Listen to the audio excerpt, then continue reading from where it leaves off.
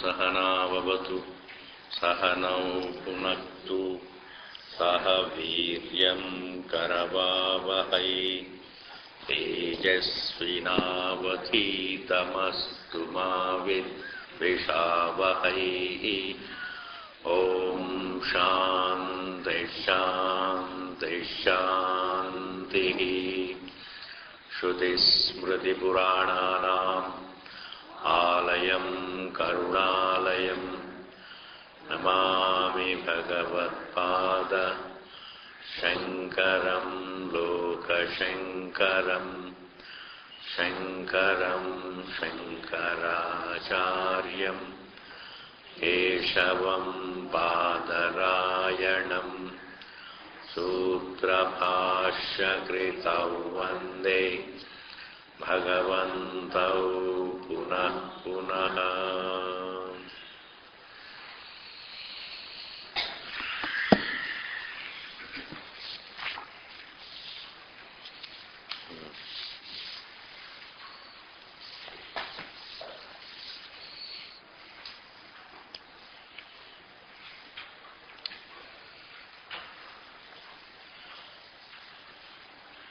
पुरुषः विनाशहेत्वभावात्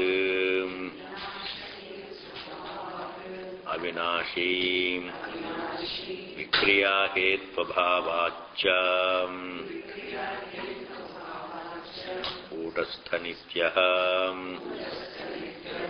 अत एव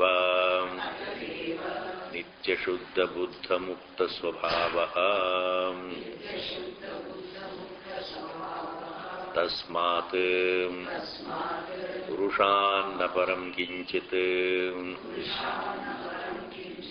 सा काष्ठा सा परागतिः तन्तु औपनिषदं पुरुषं पृच्छामि इति च औपनिषदत्वविशेषणम् पुरुषस्य उपनिषत्सु प्राधान्येन प्रकाश्यमानत्वे उपपद्यते. So this is what we are doing. That is, all that resolves up to the Purusha, except the Purusha. Purusha doesn't resolve. So all that resolves up to oneself. All that resolves unto oneself. That is what it means. You see, all that resolves right up to the subject, leaving out the conscious being, the subject. I mean, this is something, it's just pointing out the anubhava I see. So when a person goes to sleep, everything resolves except the experiencer, because the experiencer is there to experience the resolution of what resolves. You see, what resolves unto the Purusha. Therefore, we can easily say Purusha, the thought is non-eternal, objects are non-eternal, thoughts are non-eternal, memories are non-eternal. But the one who registers the non-eternity of all of them, because we can't talk about the non-eternity of thought unless it is our knowledge. We don't believe it's non-eternity.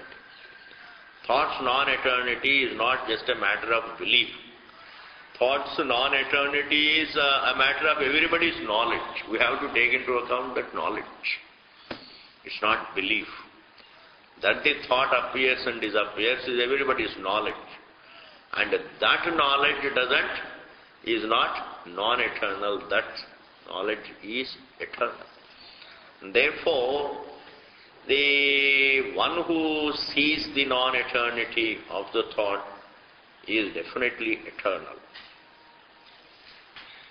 See, it's not our belief, you see, that the thought is non-eternal, that these perceptions are non-eternal, our memories are non-eternal, our thoughts are non-eternal, is not our blind belief. It's our knowledge. It's our experience. And that experience is eternal. That experience is eternal. Therefore, it is okay to say, just pointing out, sir, all that resolves, well, sarvam vinashyati, vikarajatam, purushantam vinashyati, and therefore, the unresolving self is ever pure. Is ever pure. So the purity is what? Unnegatability is purity. What else is purity? Pure feeling doesn't make one pure. Because pure feeling also is negatable anyway. Now we can't say purity is only, a pure feeling is purity, you can't say. Because the pure feelings also are negatable. Therefore the pure feelings have the impurity of being negatable. Fundamentally it is negatable. The pure feeling also is negatable. And therefore the real purity lies in remaining unnegatable. Eternity is purity. Therefore here, so Atayeva Nitya Shuddha is ever pure, Nitya Buddha is ever evident, and Nitya Muktaha ever free, and Swabhavaha Nitya Swabhavaha, Shuddha Swabhavaha, Mukta Swabhavaha, Buddha Swabhavaha. We don't have to even qualify Nitya Shuddham, Nitya Buddham, Nitya Muktam. And if we associate Nitya as Nitya Shuddha, Nitya Buddha, Nitya Mukta, then also there is no harm done. Either way you interpret it, it means, because Shuddhi is, what is pure for good. It is not that really, if it is now pure, now impure, then it is impure. You see? It is Nityam, it is Shuddham, it is Buddham, it is Mukta.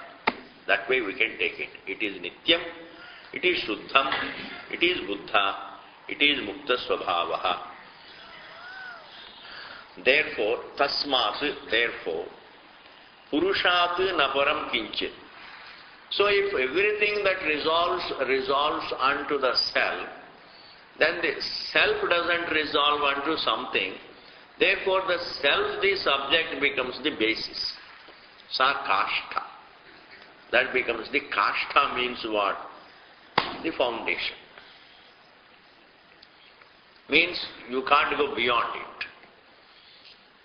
One can't go beyond oneself, the subject. You see, I can't transcend my existence. We can transcend our thoughts, but we can't transcend our existence. Everything transcends, everything resolves unto our existence, all right? But our existence itself doesn't resolve, and therefore that is kashta. Like wave resolves unto water, therefore in relation to the wave, water is kashta. In relation to the pot, clay is kashta. You see, in relation to a form, substance is kashta. Kashta means that is the foundation. In relation to the creation, the source is the kashta. So our existence is the kashta. Our thoughts resolve unto the subject, and therefore that is the kashta. Tasmat Purushat Naparam Kinchit. There is nothing beyond the self. Sa kashta, and that is the foundation. Sa paragatihi, and that is a timeless reality. Paragatihi means that is what is ultimately to be understood. Paragatihi. Gatihi means here should be Gamyasthanam. Avagamyam ityartha. Avagamyamanam. What is to be understood. It's not something to be reached. It is paragatihi means that is what is ultimately to be understood.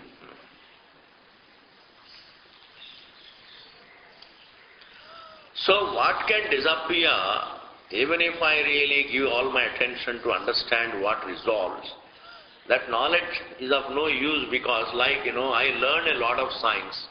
I pick up a lot of information about physics, chemistry, etc. These empirical sciences. You see, even though I get the whole knowledge about the objects, but this whole knowledge resolves, you see. I mean, a scientist, when he is asleep, all his scientific information resolves. Aparavidya resolves. So, before he went to school, whatever was the deep sleep, before he went to school, he also used to feel, deep sleep. And then when he becomes a scientist also, he goes to sleep. Now, what is the difference between the deep sleep he used to have before he went to school and then after he became a scientist? Tell me, what is the difference?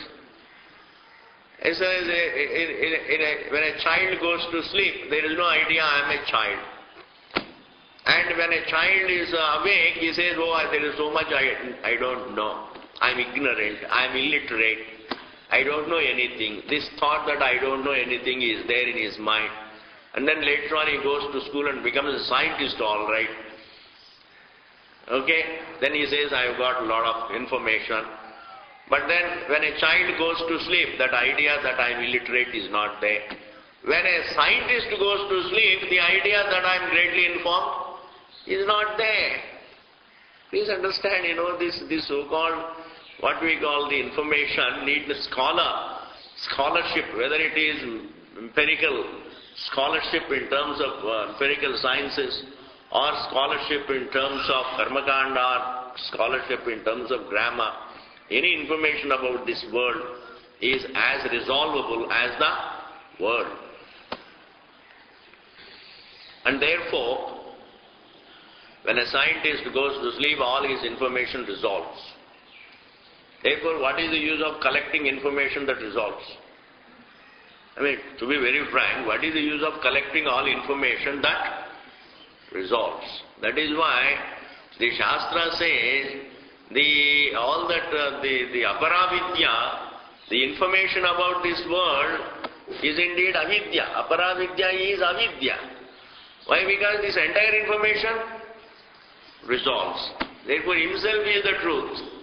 Therefore, if there is if the self unto which the information resolves, the self unto which the information resolves, and the self which itself doesn't resolve, if that self is the truth, that should be the subject matter of one's information. That should be the subject matter of one's understanding. And that understanding again is not in the form of another piece of information which can resolve. You see? And therefore, what is paragati? What is the timeless reality for the understanding is the Purushaha. Okay, I hope I have conveyed. Purushanna param kinchit sa kashtha sa paragatihi tantu aupanishadam purusham prichhami. A student goes to the teacher and he says, please teach me the being of Upanishads. So this Atma, because it happens to be the central topic of the Upanishads, it is called Aupanishadaha Purushaha. This is a very important logic. You see, the central topic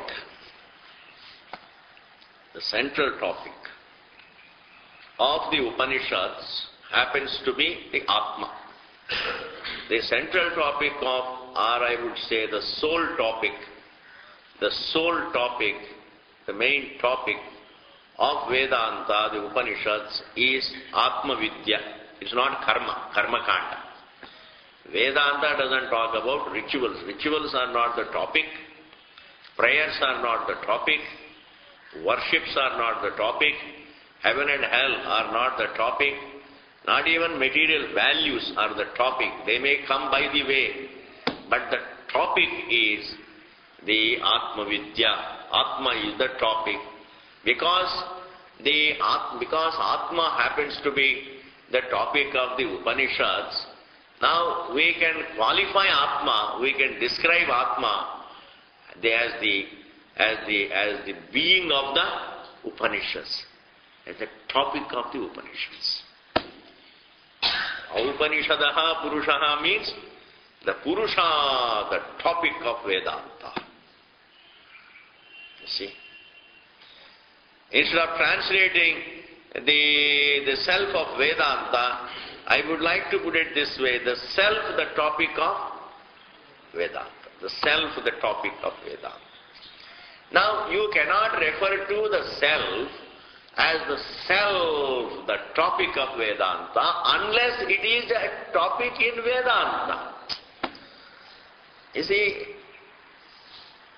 unless it is a topic of Vedantas, it cannot be described as a topic. You see, a person who is mainly a cook, you can say, the Devadatta, the cook, okay? He is mainly a cook. Once in a while he sings all right. But generally his profession is a cook. He doesn't do anything else. He doesn't do anything else. He generally is a cook. Now we can't refer, once in a while he may sing. Now you can't say Devadatta the singer, you see. You can't say Devadatta the singer. He may sing once in a while, but his main profession is the cook. And because his main profession is cooking, therefore we can only refer to him as Devadatta the cook. You can say Shobhraj the criminal, because whatever he did was a crime. The one who goes on committing series of crimes, we can refer to him so and so the criminal. You see? So and so the criminal. But supposing you say once in a while in a lifetime ekada crime kiya, you jumped red light vagara vagara, that you can't really say my husband the criminal. You can't say my husband, you see. He talked to another girl and then the wife thinks my husband the criminal. That's being unfair. Therefore we can describe a person only in terms of what the highlights of the person. If a person is professionally a musician, we can say, well, so Mr. So-and-so the musician, so-and-so the musician.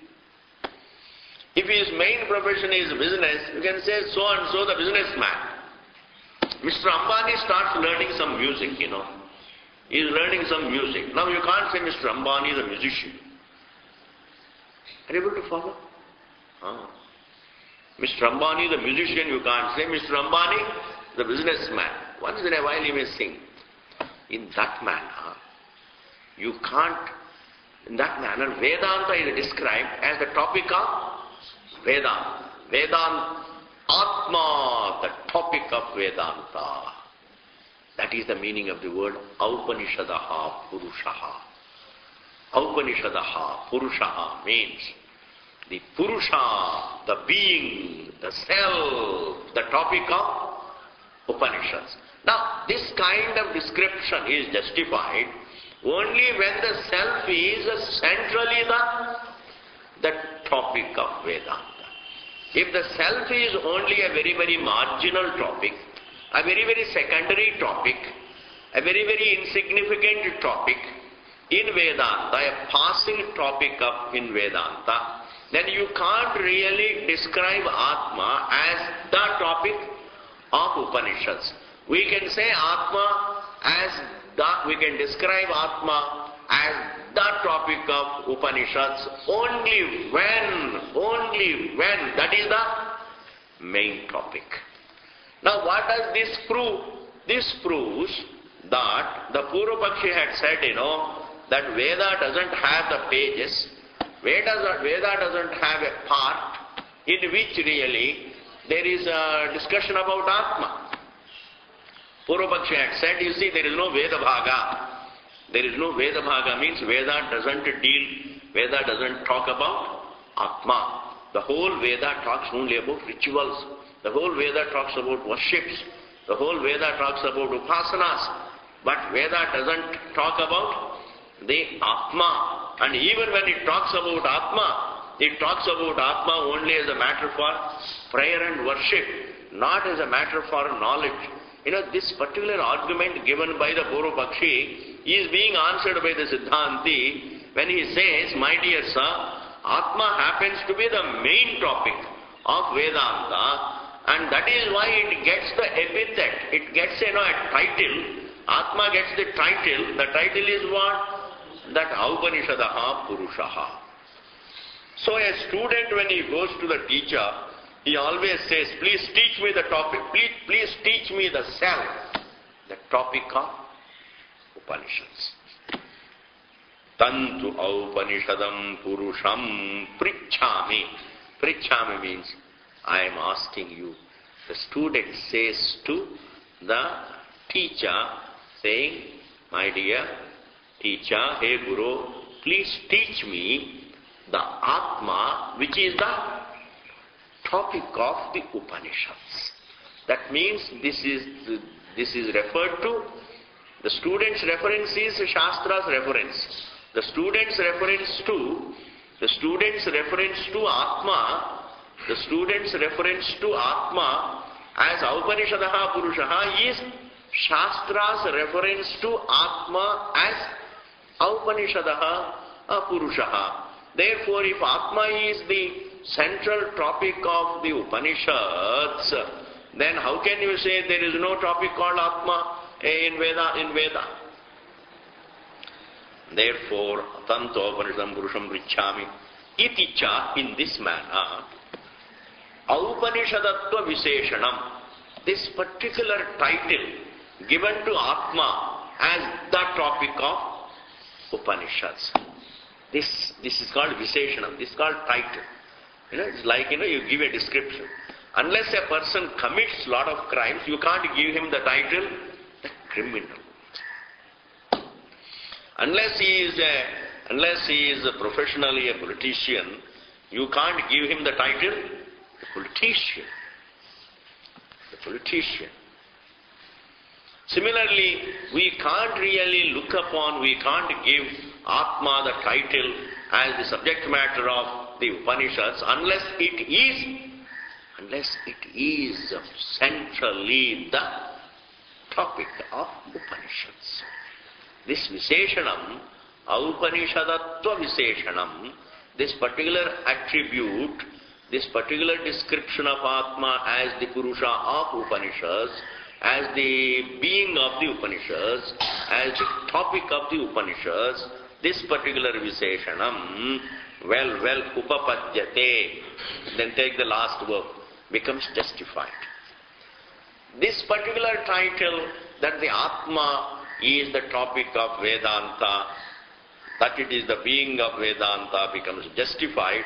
When does it get justified? Only then, when Purushasya Upanishatsu Pradhanyena Prakashyamanatve.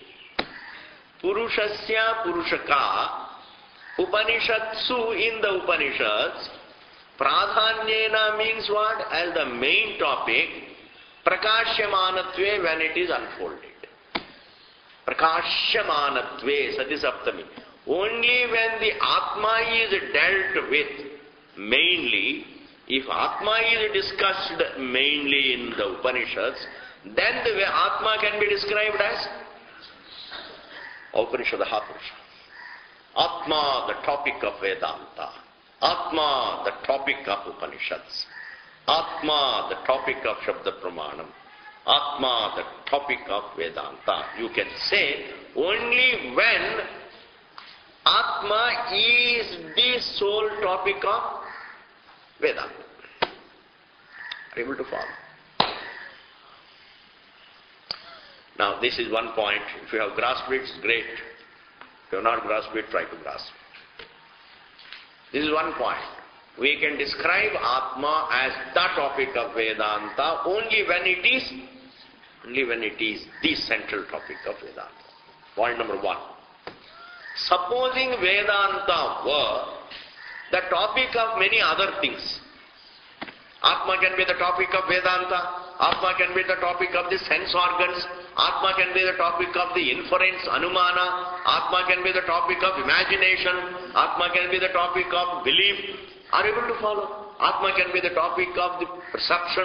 Atma can be the topic of inference, Atma can be the topic of belief, Atma can be the topic of so many other things, then also you can't describe Atma as Aupanishadaha Purushaha. Now there are 2 points, that the Upanishad should not have a second topic.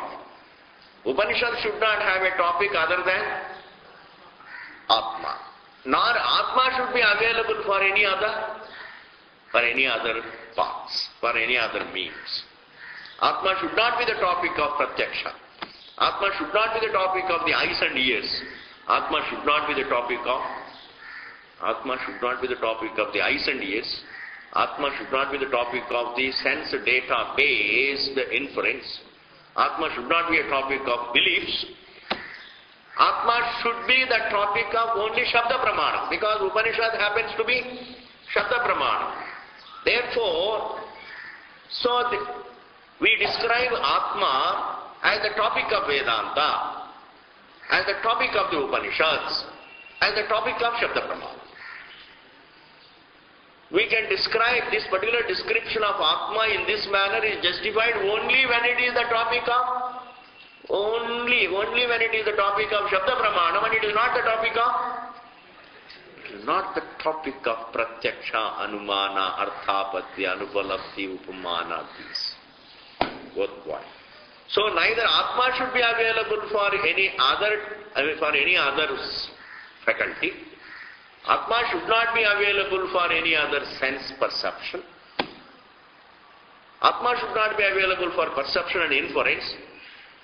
And Vedanta should not have any other topic. Then I can describe Atma as the Upanishadaha Purushaha. Not easy. Upanishadaha Purushaha.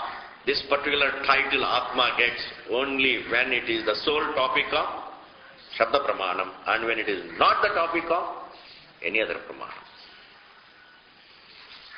And therefore, Pradhanyena Upanishatsu Prakashyamanatve Purushasya Aupanishadatva Visheshanam Upadyate.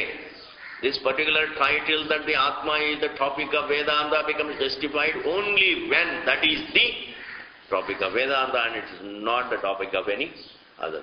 Suppose, just imagine, you can know Atma through the eyes.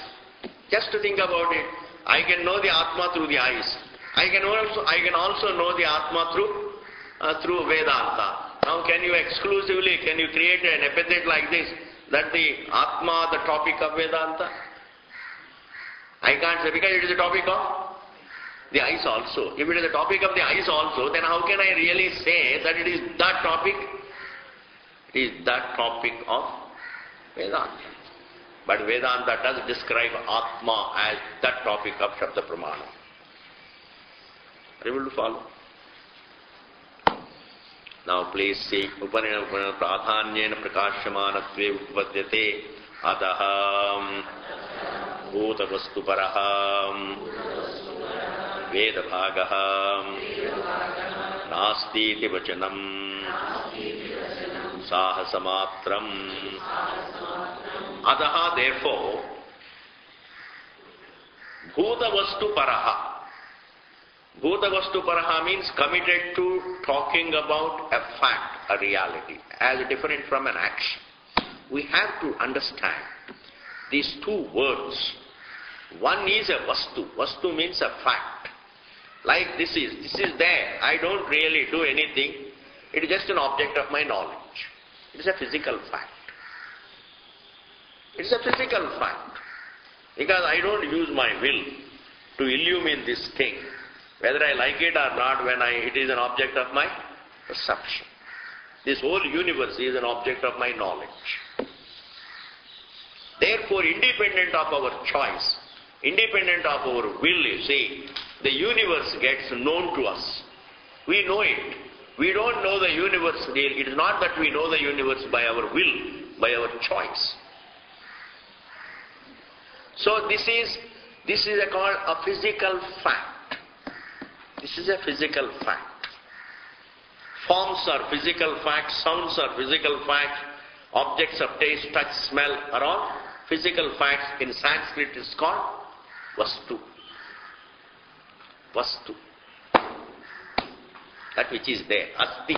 iti vastu. Vasati iti vastu or asti iti vastu.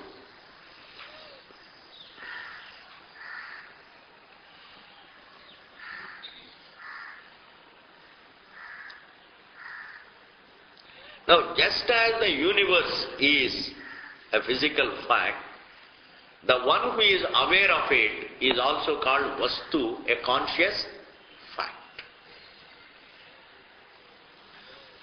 So, the existence of the subject, one's own existence is felt independent of one's will. It's not that I use my choice and then, decide to be. I don't will to be. There is no willing to be. In fact, willing itself presupposes being. Not that existence, I try to create my existence based upon my will. Therefore, behind the will is the being. Therefore, our being, we feel our being independent of our will. We also know the universe independent of our will. Therefore, independent of the will, what is evident is a vastu, a fact. Now, the Purvapakshi is talking something, The Purvapakshi is saying, Veda is talking only about actions. Actions mean what I should do, what I should not do. It doesn't talk about any facts. It doesn't talk about vastu. This is what the Purvapakshi said. Veda doesn't talk about a fact. Veda only talks about actions. Now, when the Purvapakshi makes a general statement that Veda does not talk about a fact, it doesn't talk about a fact, the fact in general, Bhashyakara is really, it catches hold of that statement. That there is no, Veda doesn't talk about a fact when the Purvapakshi said, Bhashyakara wants to prove, my dear sir, even your Karma Kanda talks about facts. Leave alone Vedanta. Even your Karma Kanda talks about facts. It talks about facts. What are the facts? There are physical facts. Because in order to perform an action, in order to perform a ritual, what are the things you require? To perform a yajna, you require things. Are you able to follow? You require things. Which things? Physical things. Like you require bricks you require. And so many dravyas you require. So many grains you require. Firewood you require. What is a firewood? Is it an action or a fact?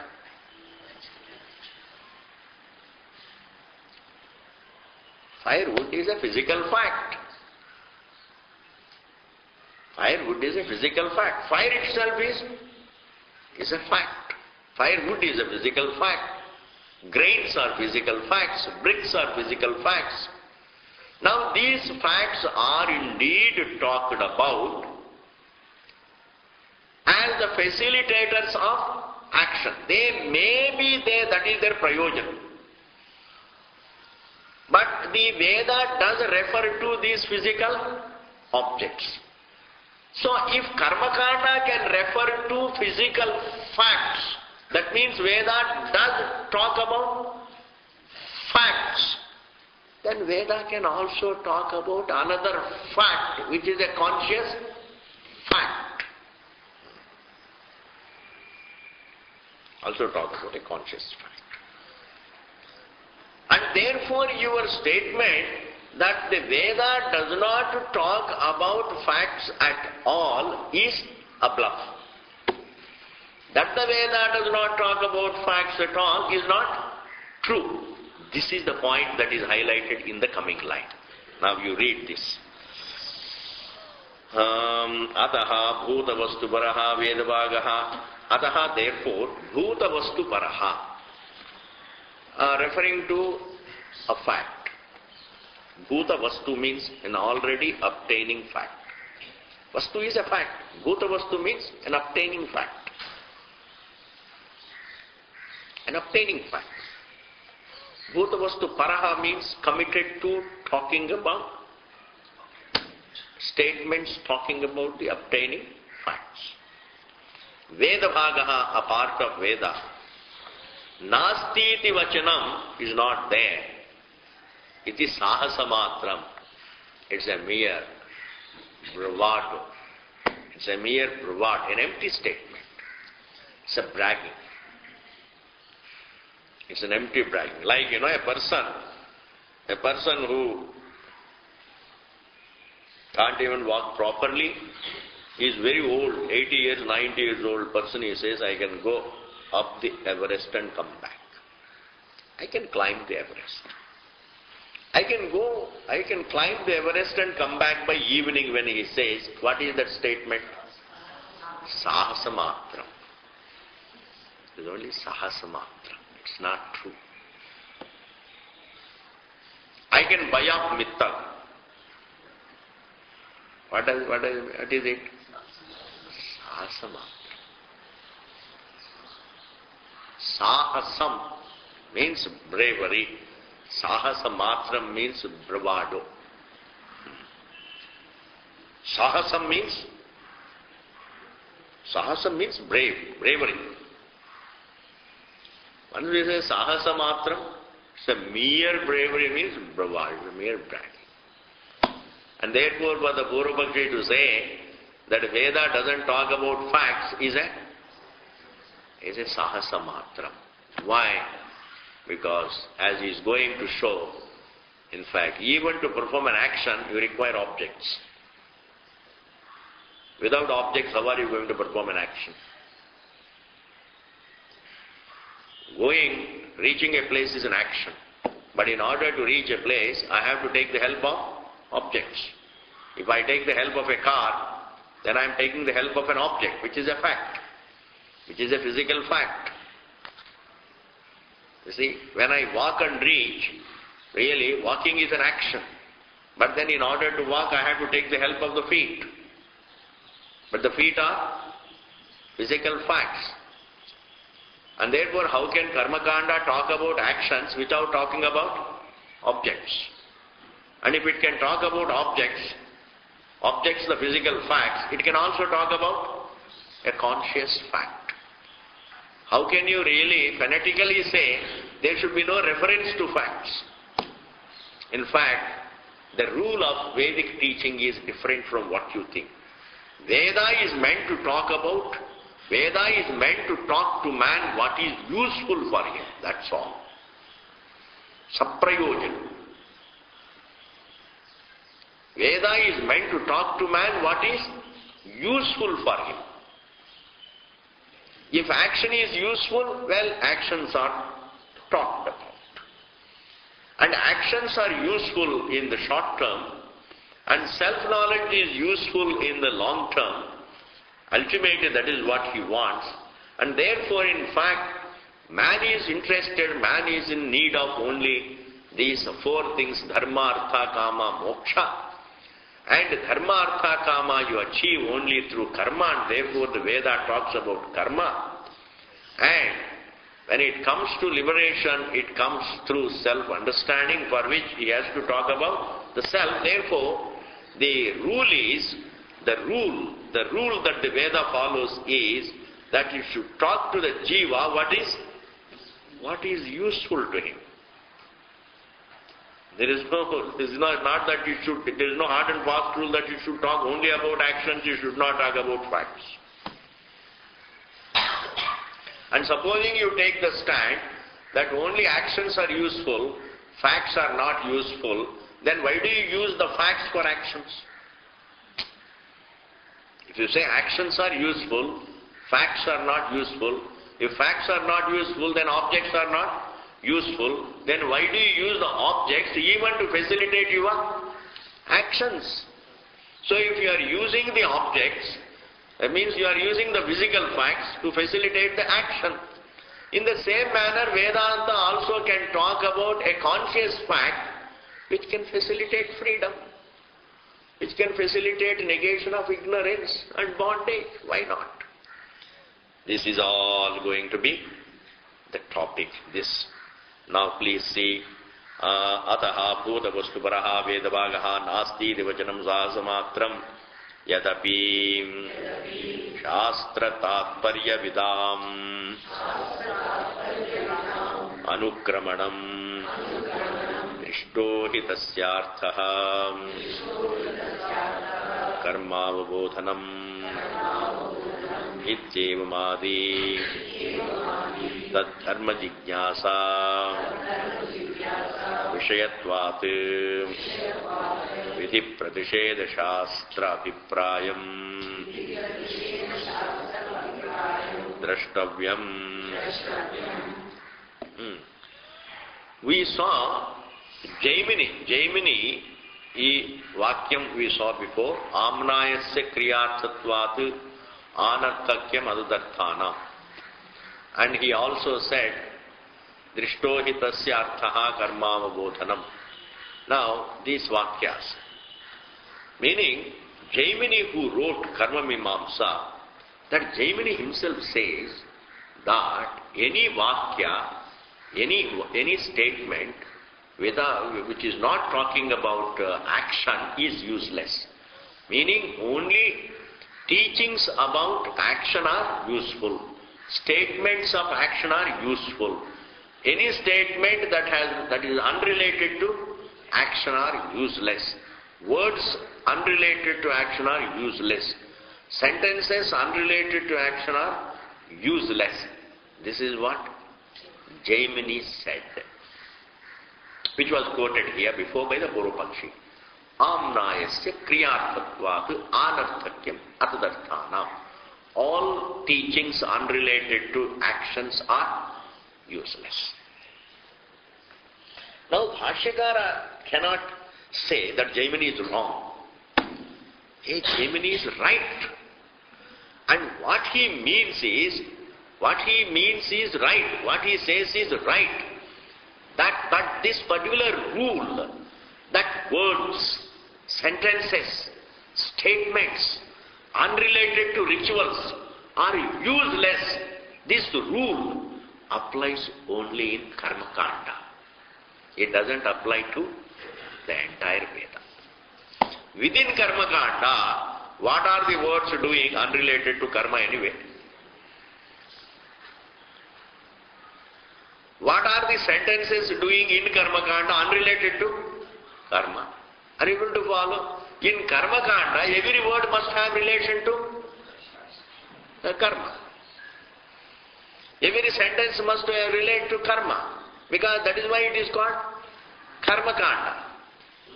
And if there is a word not directly related to karma, then you better create an indirect relation. Understand there is an indirect relation.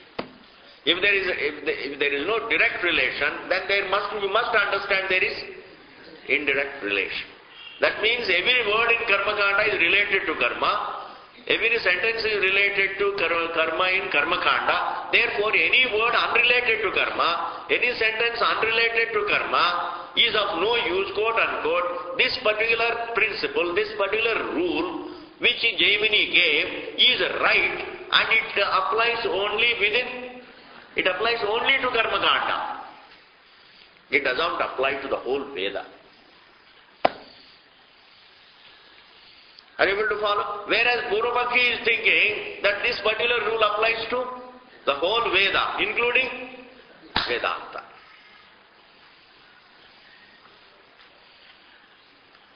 And Vedanta is talking not about actions, rituals. Vedanta is talking about the self. That means Vedanta, the statements of Vedanta are unrelated to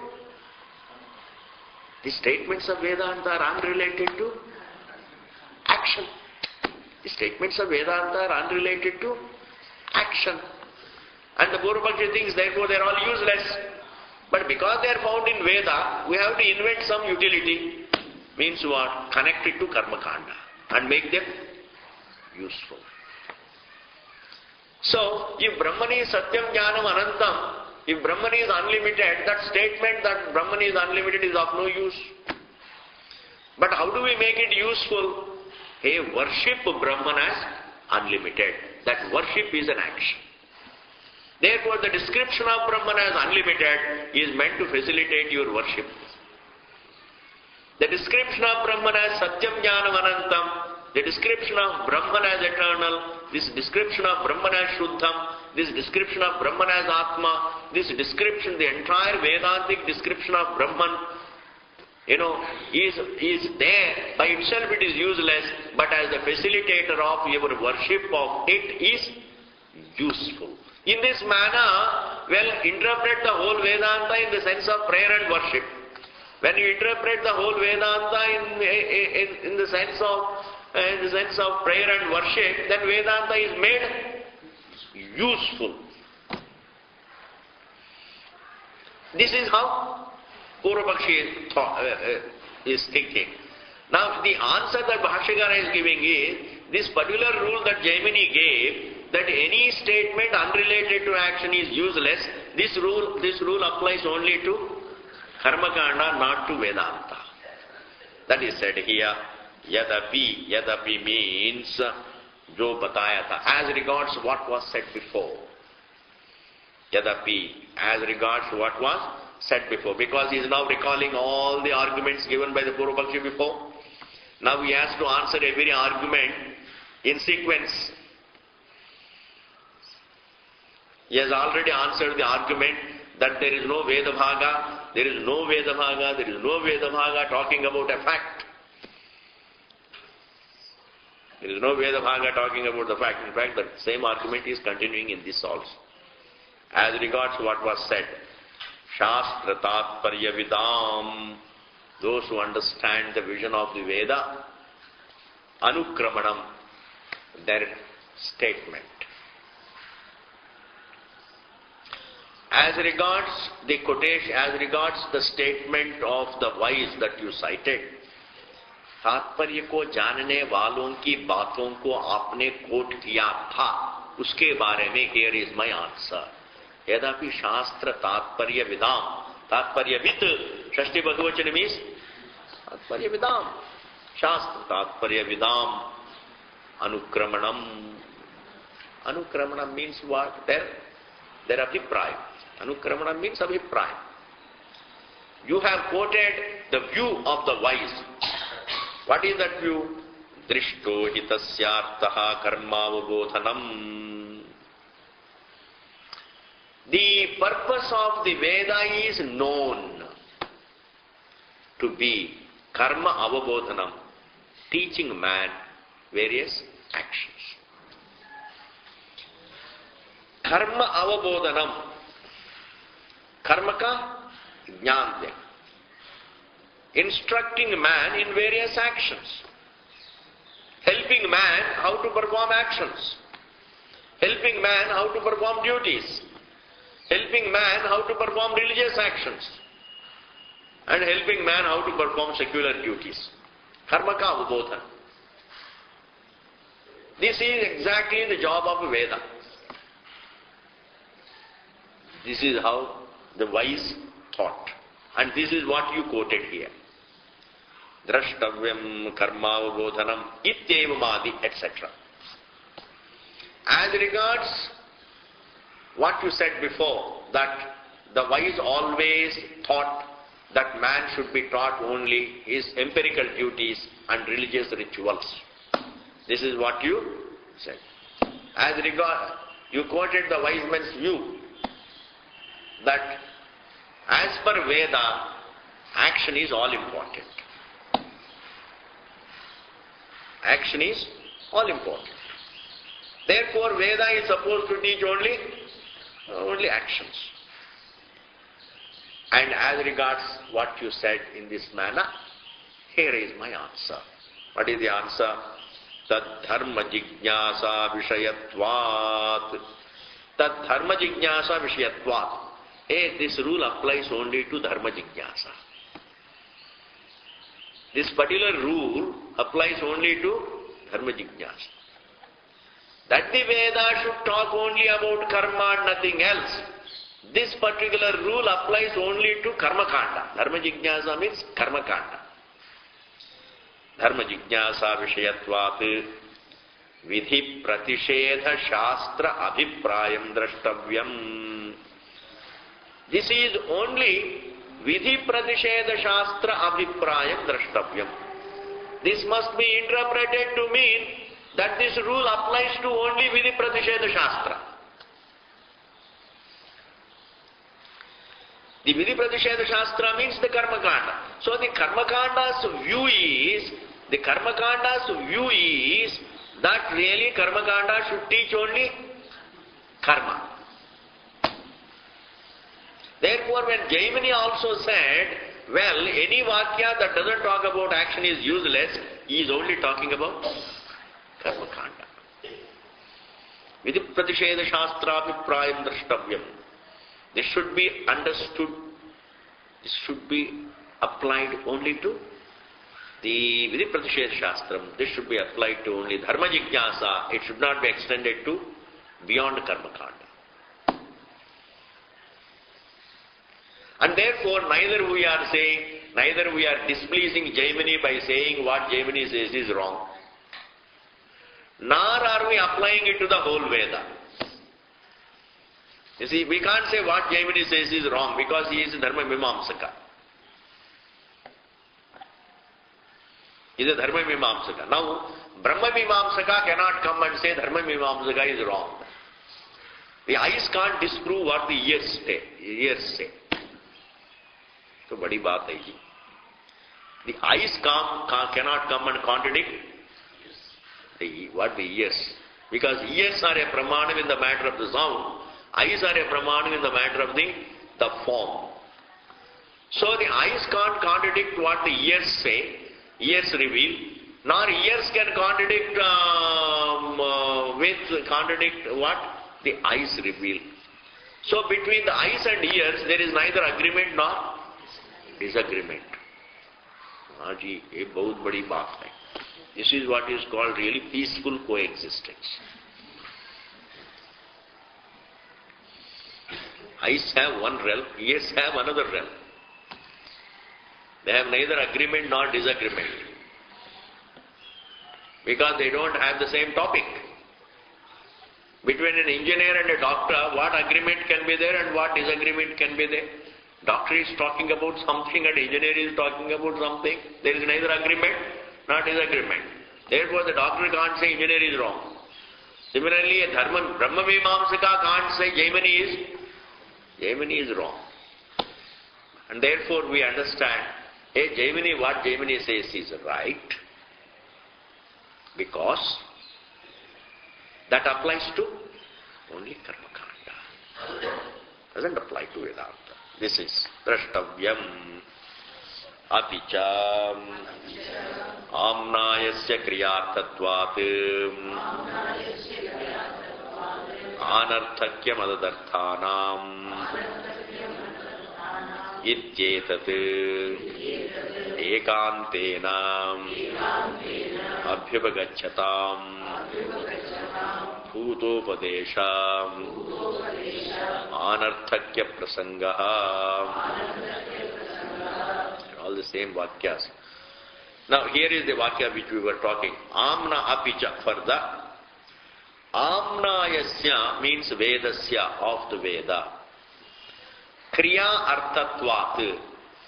Kriya arthatvat means the Veda being meant for facilitating actions. Veda is meant to make man do actions.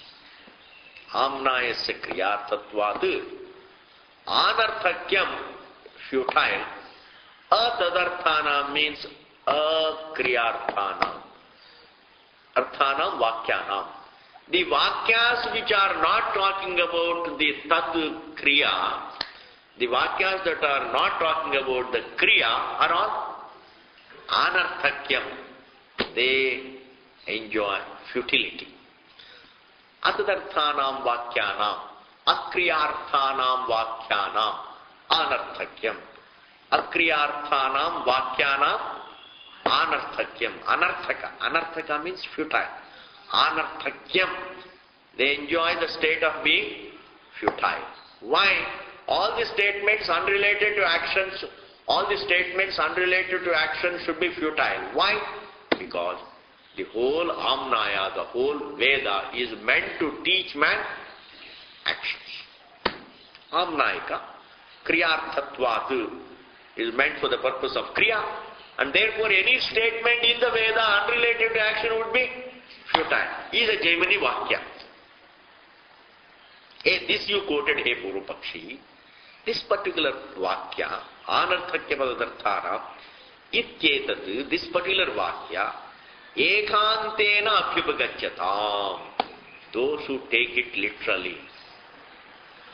Those who take it Ekantena. Ekantena means, inflexibly. Literally the one who takes this Vakya, Ekantena Abhyupagacchatam. Ekantena means literally. Abhyupagacchatam. Abhyupagachan. So Shatri Pratyaya. And then the Shashti Bahuvachana means Abhyupagacchatam. For those people who take this Vakya literally, for them there is a problem. They would get into trouble. How they would get into trouble? Bhutopadesha anarthakya prasangaha. Then for them, the statements in the Karmakanda referring to the physical facts would all be futile. Those who take the Jaimini Vakya literally. What is the Jaimini Vakya? All Veda being meant for actions, and therefore any statement unrelated to action is of no use.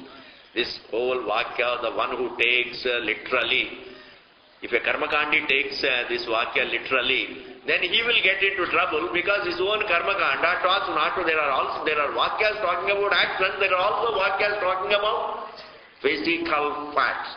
Now that means all those Vakyas talking about the physical facts would all be futile, useless. And if they are useless, then you should renounce them and then perform actions. Renounce the statements talking about objects and then perform actions. Meaning, perform actions independent of objects. Perform worship without fire. Perform havan without fire, without firewood, without rice, without till, all those dravyas. Without jo. There is something called jo. Jo. Whatever it is. Yavaha. Without that. Without these objects. And the Panditji also should not be there because he is also a Bhuta Vastu. It is a physical fact. Ritvik is a physical fact. And who has to perform is also a Bhuta Vastu, physical fact. Therefore, don't take the help of any physical facts and perform an action. That means you cannot perform an action without the help of the objects. And therefore those objects have to be talked about. And just because Veda talks about those physical facts, and all those statements referring to those physical facts, all those statements do not become useless. They are still useful because they are facilitating actions. So Veda is not really, even though Veda is teaching the karma, all right, but Veda is also talking about facts. But you can't take it literally then. If you take the Vakya Amnayasya Kriyarthatvad Anarthakya Padadarthanam, this particular Vakya, if you take it literally, that all Vakyas unrelated to action, all Vakyas talking about the facts, all Vakyas talking about facts are useless. If you take it literally, then half of Karma Kanda will be useless. Why? Because half of the Vakyas are only talking about physical objects. Though they may facilitate actions, but they are talked about. And therefore, a Karmakanda himself will get into trouble by taking this particular Vakya literally. This is all Mimamsa, please. It's all terse. You have to follow. And therefore, to conclude that really life is nothing but only secular actions and religious rituals is not right. In fact, all secular actions are only physical survival. Religious actions are all only for survival hereafter, or for mental purity. But the real Vidya is in the form of Vedanta. The real Vidya is in the form of Vedanta. And therefore, Apichamnayasya kriyartatvad anarthakyamadarthanam ityetad ekanta. That ekantana means absolutely. Ekantana means ekdam to the letter.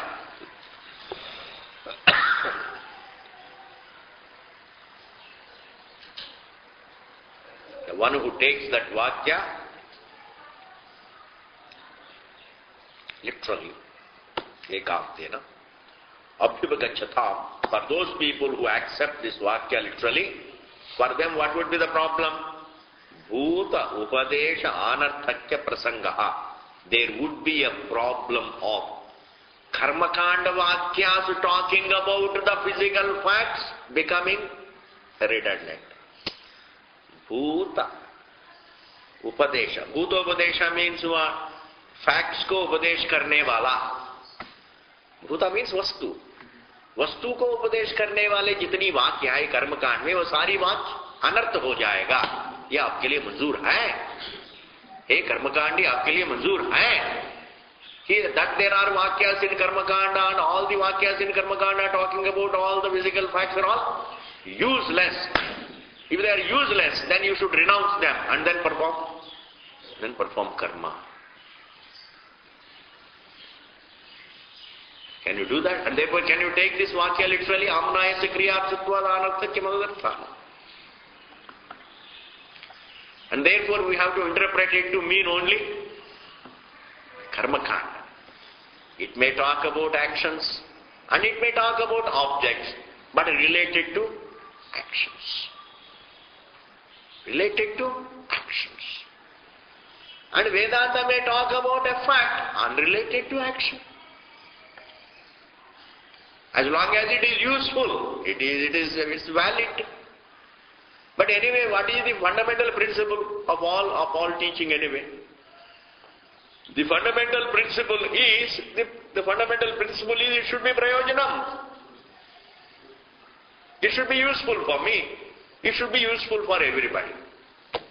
It should be purushartha. What is taught by Veda should be purushartha. It should be something that is useful for me. Purushena arthyateni purushartha. What is needed by? What is needed by the Purusha? The Jiva. Every Jiva is in need of Dharma, Artha, Kama and also Moksha. Every Jiva is in need of survival. Every Jiva is in need of mental purity. Every Jiva is in need of survival here and hereafter. Every Jiva is in need of comfort. Every Jiva is in need of mental peace. Every Jiva is in need of knowledge also. Every Jiva is in need. And therefore, if Veda has to teach, it has to teach what I am in need of.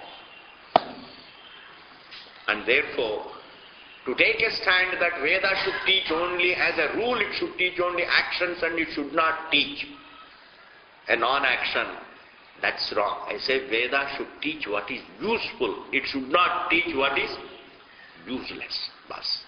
That is the fundamental principle. What is saprayojanam? Teach. What is nishprayojanam? Don't teach. And that is one of the Anubandha Chatushtayas. Prayojanam, Adhikari, Vishaya, Sambandha and Prayojanam. Is it useful? Is it universally useful?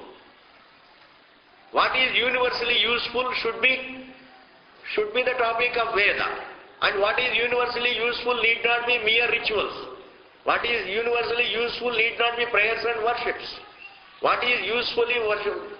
Duties are universally useful. Prayers are universally useful. Worships are universally useful. And self-understanding is also universally useful. Therefore, Veda only talks about what is universally useful. And usefulness is the rule.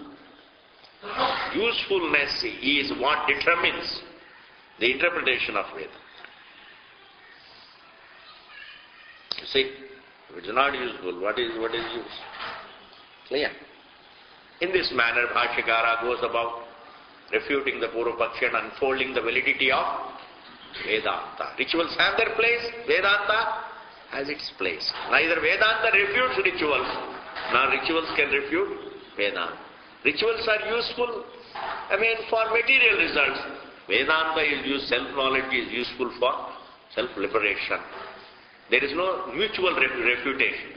Vedic culture is the only thing where, if you go by Vedic culture, there is no vivada, there is no argumentation, because each has got its own realm. As I told you, between eyes and ears there is no conflict. Between Pratyaksha and Anumana and Pratyaksha and the Veda, Shabda Pramanam, there is no virodha, there is no conflict, there is no agreement or disagreement. Senses talk about objects, and Vedanta is talking about the perceiver, the seer. In this manner it goes on. We'll see it later. Om Purnamadaha Purnamidam Purnat Purnamudachyate Purnasya Purnamadaya Purnameva Vasishyate Om Shanti Shanti Shanti. Hari Om, Hari Om, Hari Om, Hari Om, Hari Om. What a mimamsa.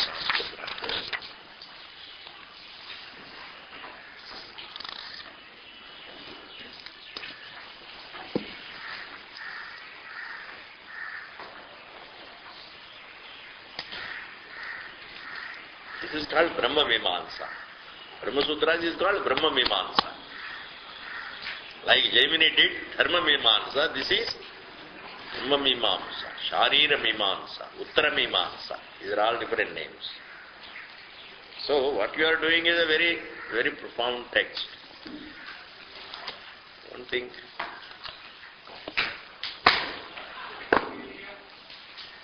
Brahma Mimamsa.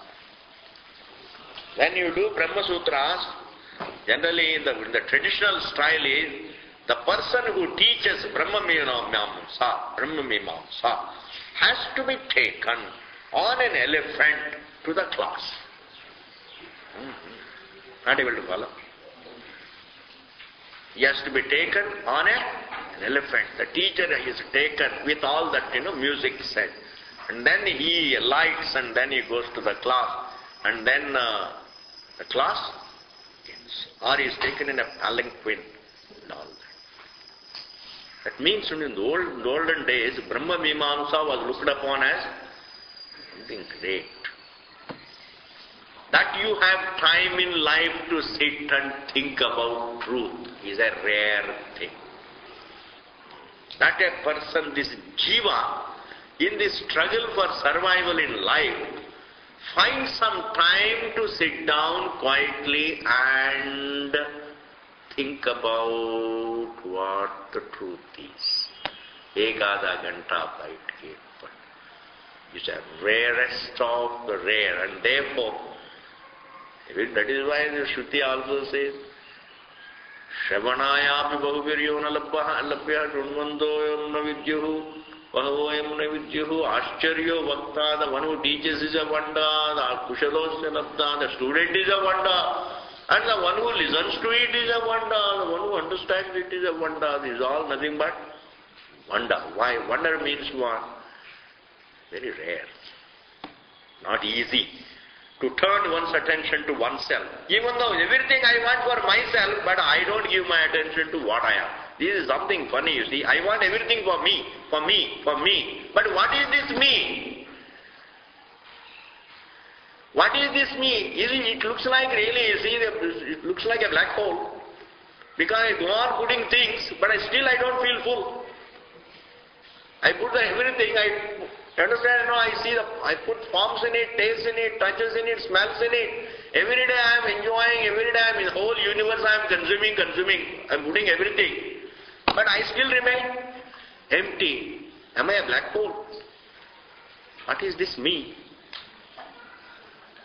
And if a person does get interest, definitely it is some anugrah. Some anugrah.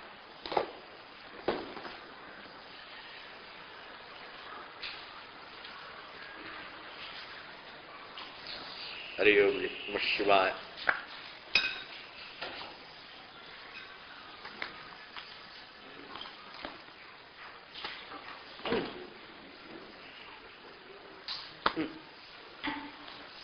Rama, Rama. If a person does not come to Vedanta for Brahma Vidya, there is another thing. We have not another incentive for Vedanta. It is said, I don't know, but I feel it is right. If you go on listening to Vedanta, even your material problems come to an end. Punya. Shruti has anugrah, Haji, and then that should be the incentive for you.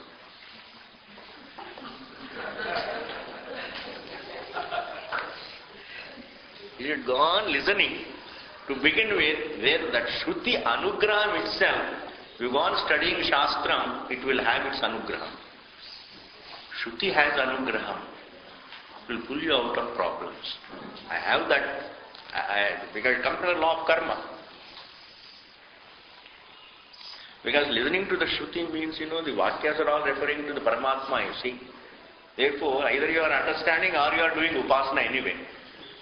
When you are listening to Vedanta, either it is Jnanam or it is Upasana. As Jnanam, it is useful, even if there is no understanding, but you do think about Paramatma in some form or the other. If you don't think about Paramatma as it is, but you do think about Paramatma in some form or the other, it becomes Upasana. Therefore, when you come to the class, either you are doing Vichara or you are doing Upasana. If you are doing Upasana, you will have Anugraha, which can really pull you out of a lot of problems. And if you are doing Vichara, you will get liberated. That we coming to.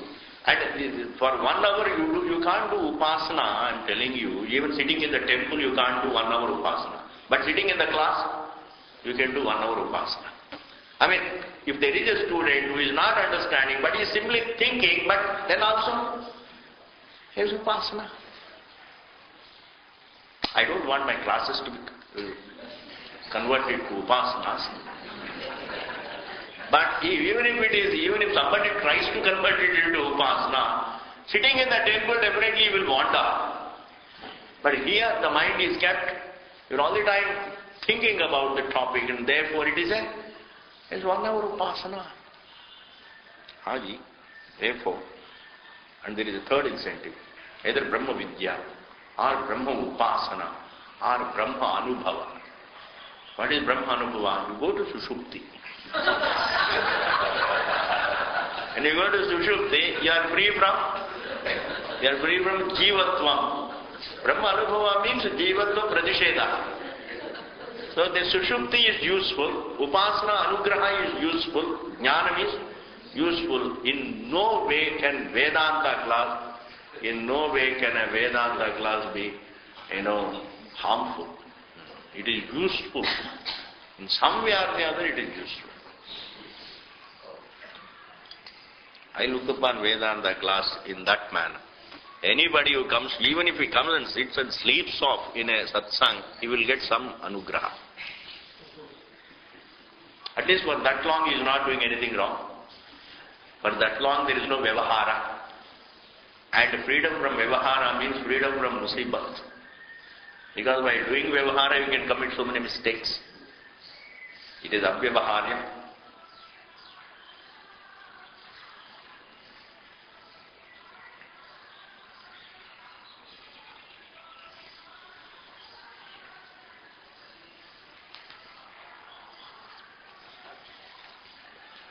Hari Om.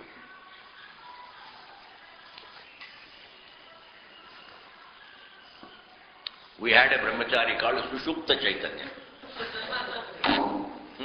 He would come. That person,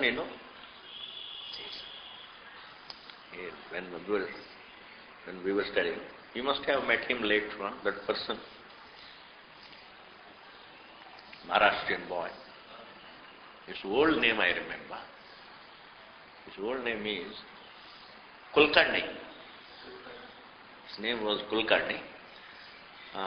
Very, very sluggish. And later on he got the name Goa. Goa mein रहते हैं. He goes to Goa and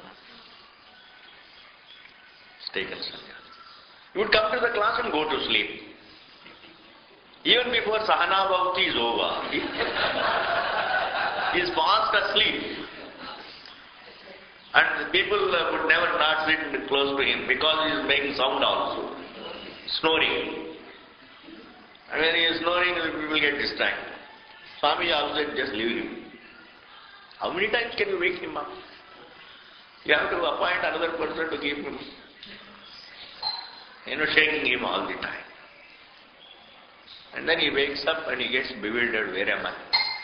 And again he goes to sleep. He's called Sushupta. And he says, why don't you sleep in the room? He says, I get better sleep in the class. There are people who get, there is something, that atmosphere itself creates, puts a man to sleep. Yes. So why does a person go to sleep so spontaneously when he sits in meditation? There is a truth, there is a certain secret about it.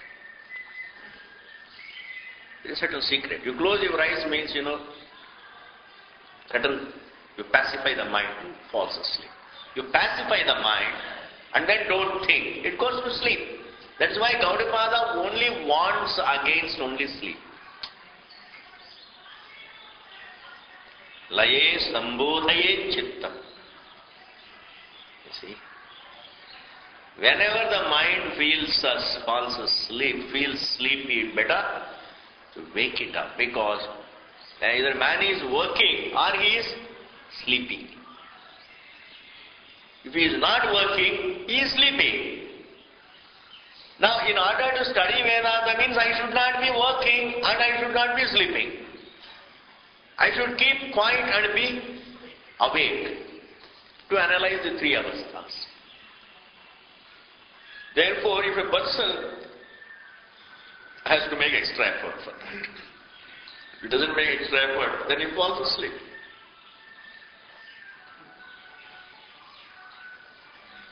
Chiptam shamayet puna.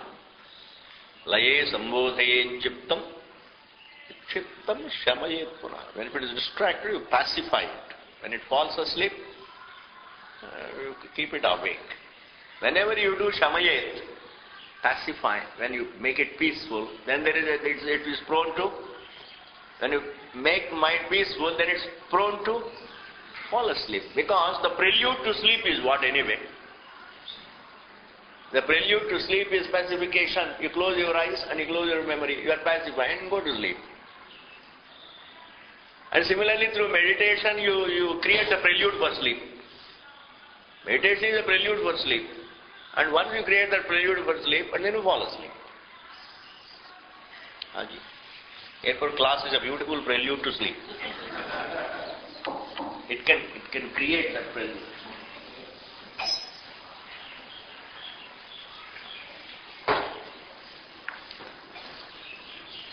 Hariyo.